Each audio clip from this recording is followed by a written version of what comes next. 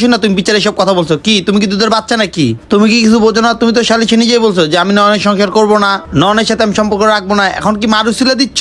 নয়ন আমার সকালাত পূরণ করতে পারে না, এগুলো আমি বলছিলাম না তুমি বলছিলা? বলো এখন চুপ করে আছো না? তখন আমার কথা একটু তোমার চিন্তা হয় নাই? নয়ন, তখন তো আমি তোমাকে বললামই, আমার মা আমাকে ভয় দেখাইছে যে তুই নয়নের সংসার করবি না, আর এগুলো সব বিচারকের সামনে বলবি। আর তখন যদি আমি আমার মায়ের কথা না শুনতাম, আমার মা আমার সাথে আর সম্পর্ক রাখতো না।